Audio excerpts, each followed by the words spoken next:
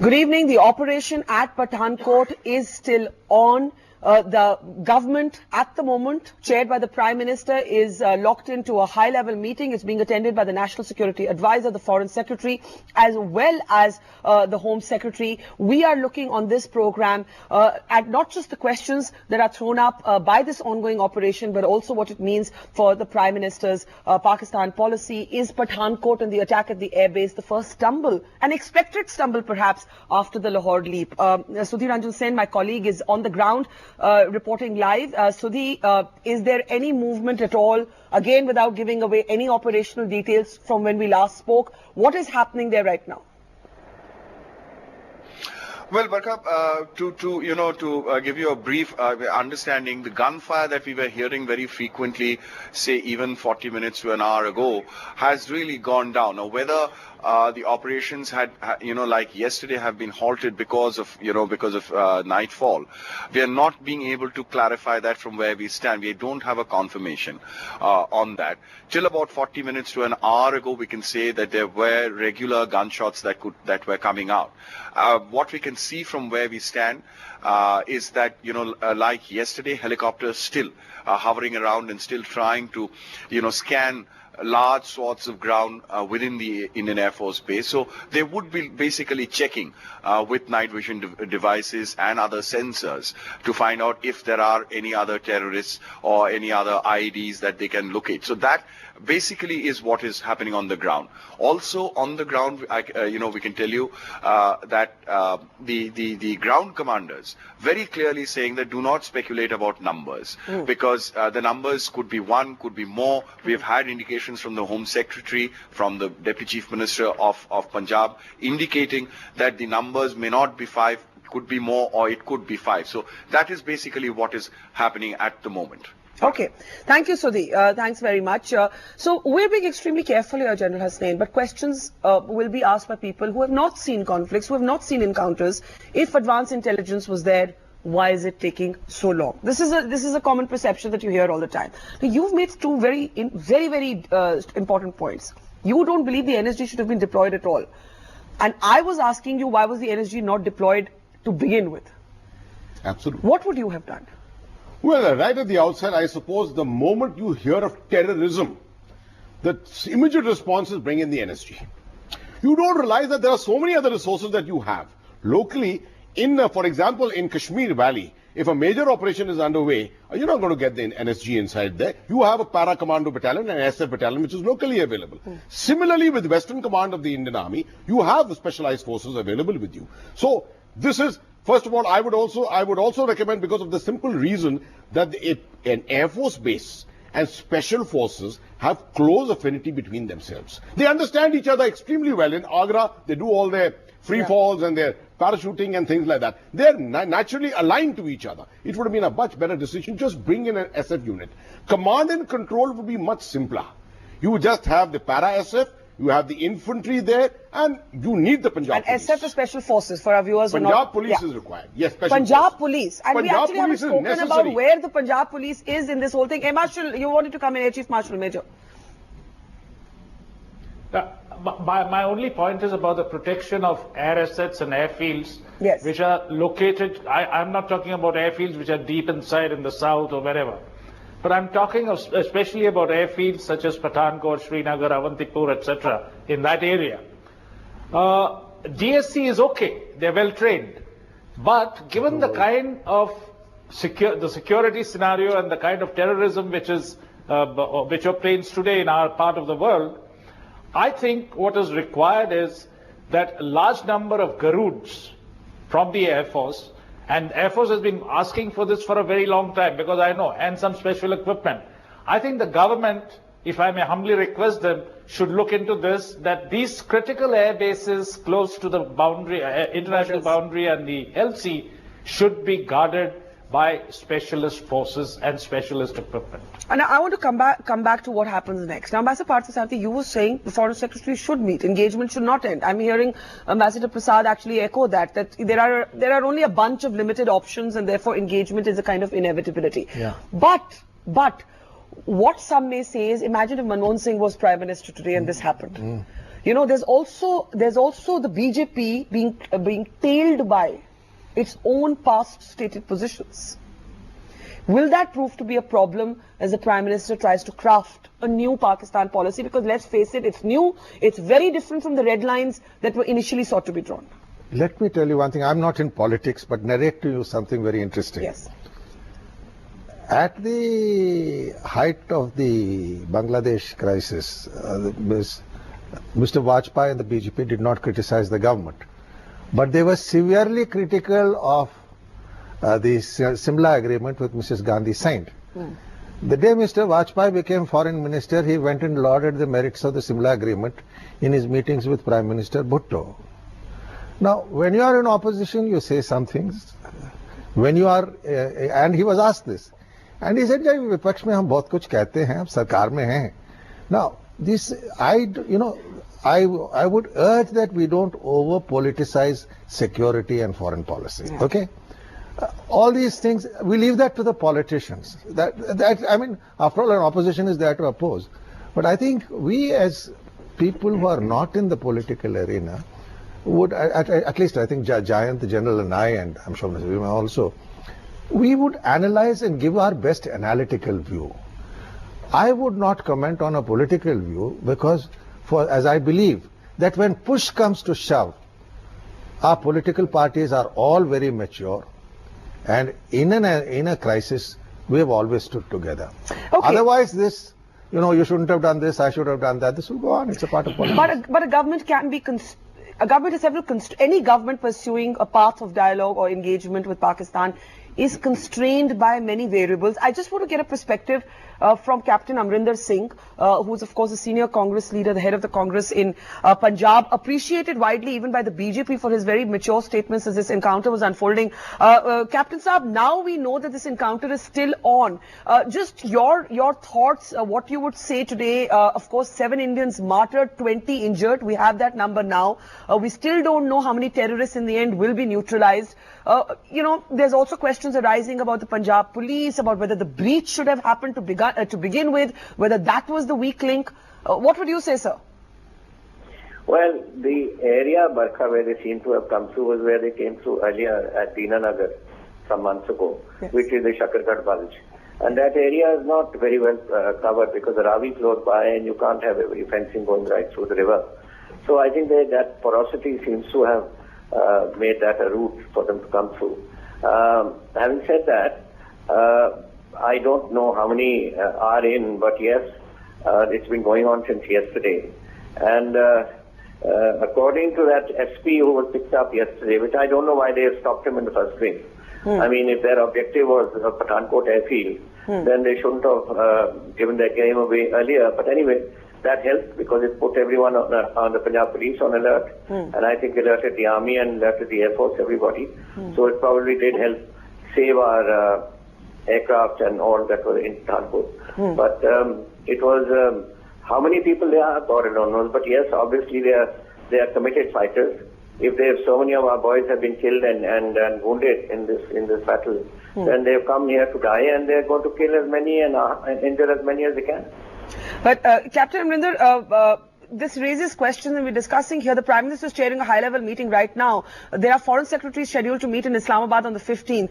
Would you, especially as a senior Punjab politician, continue to say that engagement must persist, or would you, as somebody who's also been in the military and seen conflict and war, say that with this happening, with the airbase under attack, we would have to review that policy of engagement? No, I don't. I've never believed that. I believe that the ultimate answer lies in dialogue and to have this dialogue with Pakistan and to find some sort of a solution. How much are we going to fight? We've been fighting for the last 68 years. We've had 3 wars. We've had everything. Eventually it has to be across the table. And I think these are those spoilers. There's a 99.9% of Pakistan may want to have peace with India, but there is that 0.01%. These led by this is the Jaish-e-Mohammed who've done it, and they are all under the control of the ISI, and these guys don't want peace because the relevance of the army goes then. If they are friendly with China, they become friendly with India, then who wants an army, such a large army and such a big defense budget? So it's their own the army which is keeping this thing, the pot boiling. So you are saying that to you it reflects that Pakistan army is not on board with Nawaz Sharif? No, I don't think so. I mean, if this was the case, who controls the ISI? The army. And the ISI controls the Jaish Muhammad. Their handlers are talking to them across, so we are told, and their conversation is being picked up. So it's obviously an operation which is conducted by the ISI. And but you know, having said that, these things are going to happen. Whenever India goes towards peace, this happens. We had that when Mr. Vajpayee went off to Kargil, to Lahore, and Kargil was already in the office. Yeah. Then we have this now, that the Prime Minister visits Lahore, and you have somebody sending somebody across here to do this incident today. The thing is that there are people who don't want it. Now the question is, if every time something like this happens, you call off the talks, you'll never reach a conclusion. Okay, thank you, Captain Amrinder Singh. So we've actually had two very, very reasonable Congress perspectives on this program. I'm not sure as a party eventually what they will decide. Mihir, to you the inconsistencies, you have pointed them out of the BJP position, but I think should those inconsistencies define, or should past inconsistencies define future policy? Not at all. And I think that what all of us hope is that Mr. Modi has the political capital that Dr. Manmohan Singh did not have to move forward with a sustainable peace process or with a sustainable dialogue process, even when things like this happen. All right. And whether or not the Congress will eventually wind up being less confrontational than the BJP was is irrelevant. Yeah. The point is, does Mr. Modi himself have the fortitude when, in the face of what will be, I'm sure, some fairly trenchant criticism within his party, to keep on... He also has his own support base, which has often been, a section of it has been hawkish on Pakistan. I think a reasonable proportion of them are probably upset by the fact that he was not visibly bellicose today. Yeah. And I think that on the contrary, that showed great maturity. And as in when, I mean, it's a prime ministerial quality to wait for all the information to be in before you take a decision. And it's entirely possible that Mr. Modi will, if there is some evidence that is discovered subsequently, take a decision to keep the talks going while simultaneously taking some, unknown or possibly covert action. We don't know. Yeah. But the point remains that I think he has the political capital, which the last Prime Minister did not have, to move forward even in the face of something like this. Okay, let me get last comments from all of you. Ambassador Jayant Prasad, is there a paradigm for India and Pakistan that is beyond talks and no talks? There has to be a third way. Maybe it has to involve parallel tracks. Because one thing we have to accept is that there's a horrific sense of deja vu. For those of us who have followed these stories, this is written into the script. The cue is really in your question of pursuing parallel tracks, because we have no way out of it. Yeah. The succession of initiatives taken by Prime Minister Mr. Modi, from Ufa to Paris to Bangkok and to Lahore, have unnerved the Islam Pasand forces within Pakistan and their handlers. Explain Islam Pasand forces to viewers. It is the Jaish-e-Mohammed, the LET, the terrorist groups that are under the control of the Pakistan military establishment. So when I say the Islam Pasand forces and their handlers are the Pakistan army. Now we will consistently have opposition from that element. So we have to develop prophylactic measures. We have to develop a sub-conventional means of dealing with this constant problem. We have dealt with it in another way in all these years by turning, in effect, our back on Pakistan. And by getting on with our own ongoing transformation. We have to remain engaged with Pakistan. There is no running away from it, but that doesn't mean that Pakistan can act with impunity. Yes. Wajahat, I can tell you this, that tonight on Indian television, this is the most reasonable set of Indians that you can find. I shudder to think what's happening on other channels at this moment. So just keep that in mind while you make your last comments. Okay. Yeah, my phone's about to die. So okay, quickly. Quickly, yeah. Listen, this is great news, right? There's a lot of sane, cool heads here. And let's play this out, right? Let's assume that let's go two routes, right? And one route, we disengage, and there's no talking, and it's back to exchanging barbs, and then Babs become artillery fire, and then Sialkot and Jammu and what we've been seeing in the last 18 months happens. Yeah. And then, I don't know, Kerry flies into Islamabad and says, all right, everyone, calm down, okay? And so we calm down, or the National Security Advisor comes from Washington or whatever. And okay, that's scenario one. Okay. The other route, and I think is a more interesting, it's a more challenging route, is that let's assume that you guys are right. Let's assume that this was engineered from Pakistan. I'm not saying it was, I'm saying let's assume it was. And let's assume that the saner heads, the cooler heads prevail, and we still talk. And tomorrow, Mr. Doval does meet General Janjua and says, hey mate, had a great time in Bangkok, but now have some bad news. This is what we know. Yeah. And meanwhile, General Janjua turns around and says, listen, that's a tough cookie for me to swallow, but this is what we know. So both sides decide to be realistic about solving the problem and say, all right, you know what, you have beef on us, we have beef on you, let's go back and take this forward. But that equivalence no Indian would accept. Wajahat, that equivalence that we have this on you and we have this on you, nobody would accept here. Give me 20 seconds. Okay, 20 seconds. Really, I have to take last words. Okay. All I'm saying is the talking must become an institution as well. Not just the threats, but the talking. And when the talking becomes an institution, God knows where it will lead us.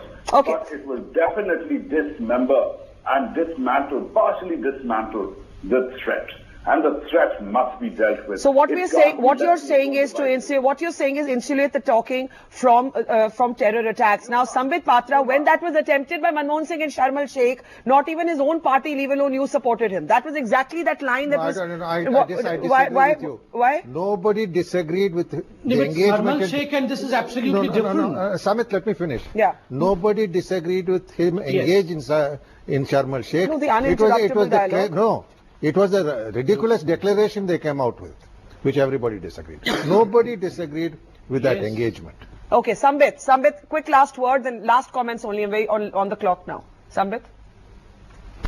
As far as the talks with Pakistan are concerned, I'm not going to comment on it because I'm not going to trespass into a zone which is speculative. I'm not aware of the fact as to what the decision of the government is. So let us very patiently wait what the government comes up with after meetings and all. And secondly, as far as comparing this with Sharm el-Sheikh is concerned, I believe these are two opposite poles, you know. Sharm el-Sheikh, as rightly pointed out by Parthaji right now, it was kneeling before the Pakistani dispensation, agreeing to include the word Baluchistan in the joint statement. The government has nothing, I mean, our government can never ever imagine of doing something like that.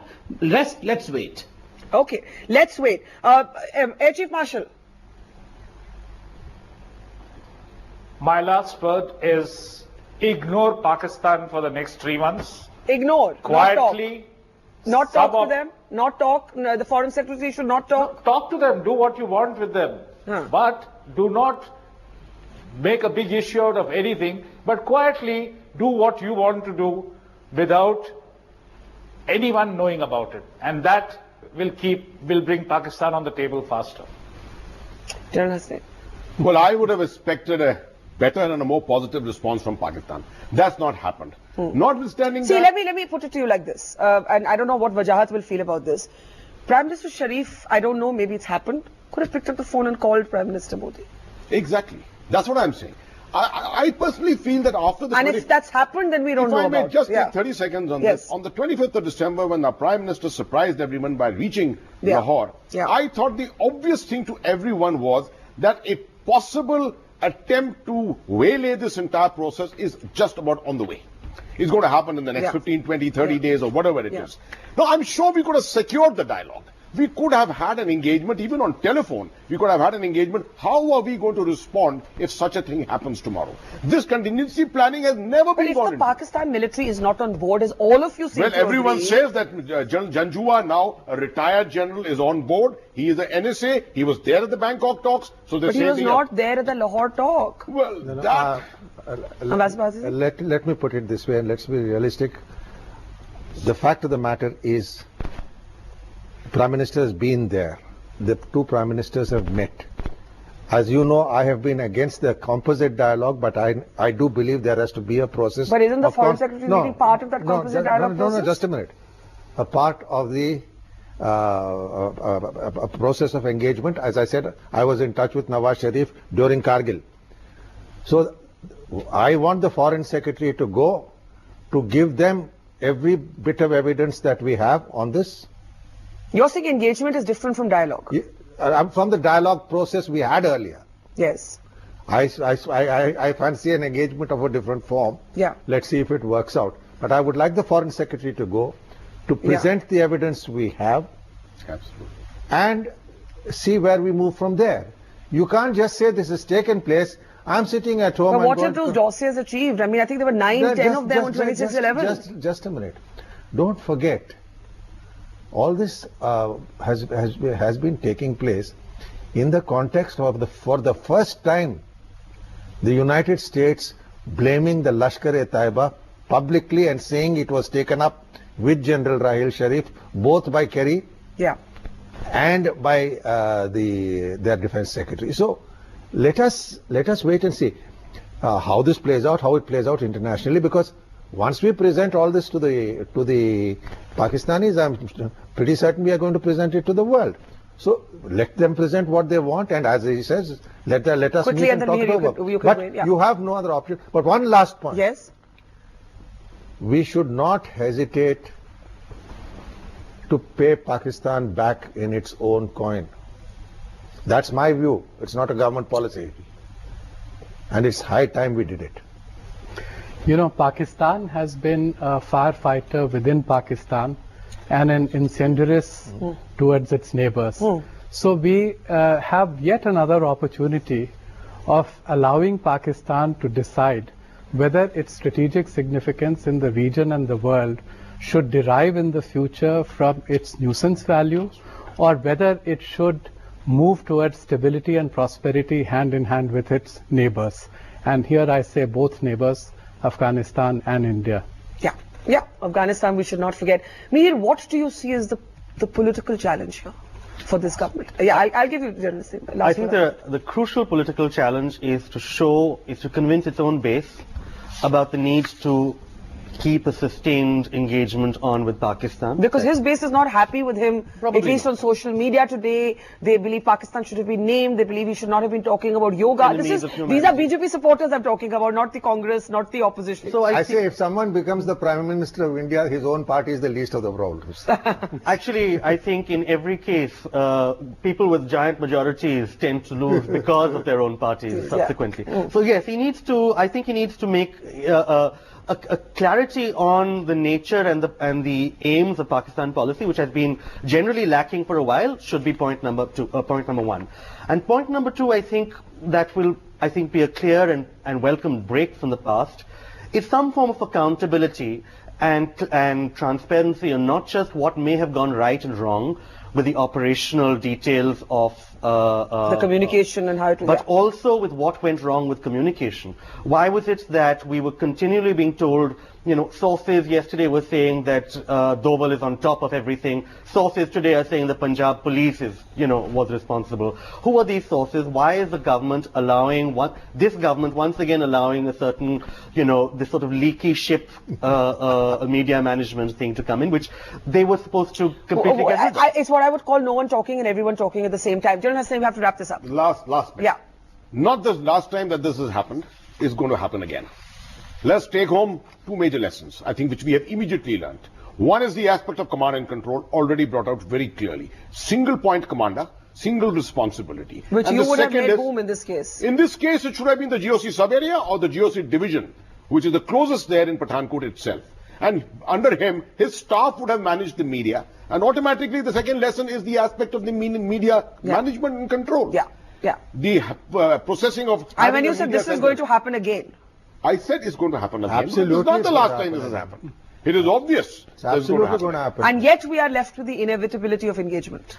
Well, I suppose this is the two-track policy as we were talking about. All right, we'll leave it there. That operation is still on. That high-level meeting is still going on at the Prime Minister's house. Thank you to our panel. A thought tonight for the 7 Indians who've been martyred, 20 other injured. One of them critically has had to be airlifted to Chandigarh. Another one of them, a Commonwealth medal winner, a shooter. many extraordinary stories of courage also coming out from the air base as that operation is still on. Our hearts go out to them. Absolutely. And I think we must end with that tribute. Deep regrets. With the tribute, condolences, regrets, admiration. That encounter is still on, and we will keep you updated as soon as it is declared over. Thanks for watching. Goodbye.